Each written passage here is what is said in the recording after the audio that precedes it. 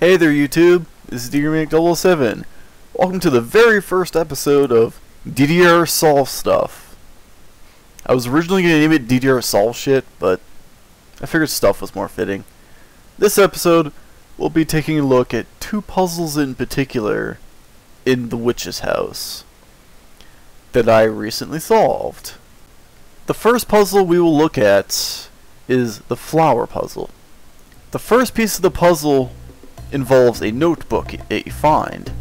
It has an entry regarding red grass, which you can see here.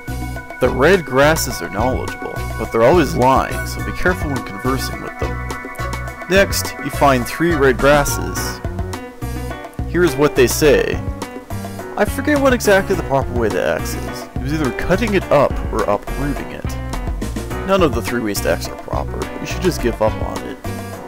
Uprooting and plucking are both proper ways to X. What they are referring to is this white flower here. There is a text in red in another rune that says, if you X the flowers, you will die too, pretty much. When you talk to this white flower, these are the 3 options it gives you. Uprooting it, plucking it, or tearing it up. Or you can cancel it, not do anything. Now let's arrange all of the information that we need to solve this puzzle so that we can see it all at once. The notebook, the white flower dialogue options, and the stuff that the 3 things of red grass say. You may have already noticed, but there is a contradiction here between the information and the dialogue options. The dialogue option has tear up in it, but in the information it says cutting it up. This automatically rules out cutting it up as the correct answer. Also notice how grass A and grass C both mention uprooting it. This is another vital clue. Something important to keep in mind is the wording of the notebook.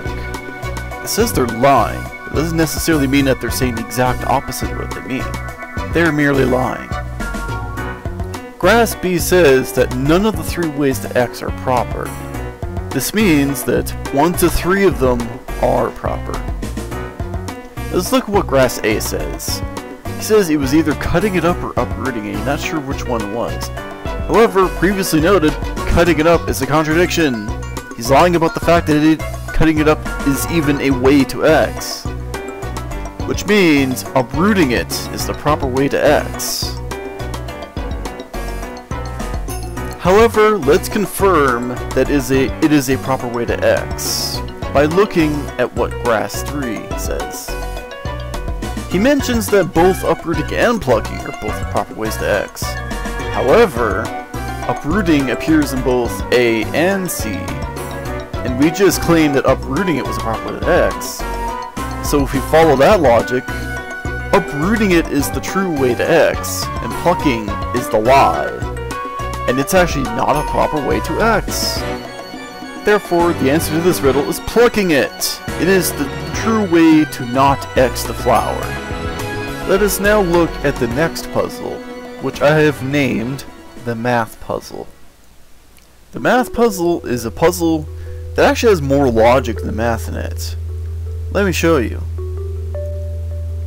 You first stumble across a door that when you try to open it, mentions top left, top right, bottom left, and bottom right. It mentions that you have to enter a 4-digit combination to unlock the door. If you proceed to check the 4 corners of the room, here is what you find. In the top left part of the room, you find text that says bottom right plus top right. In the top right part of the room, you find text that says bottom left times 666. In the bottom left of the room, we find text that says bottom right minus top left. In the bottom right part of the room, we find text that says 6. Let us now put the remaining necessary information onto the screen. The door combination and the possible numbers. As you may have noticed, from a mathematical standpoint, there is not enough information to solve this combination. The key to getting the other number that we need to solve the rest of this lies in the top right part. It's going to require logic and not math, to figure out what number that is. The key to solving the top right lies in the combination, or rather how many digits it has. Notice how it states top left, top right, bottom left, bottom right. It's not saying to add them together or anything, it's stating those in order.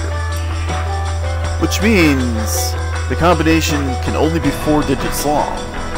And also, each number can also be a single digit long.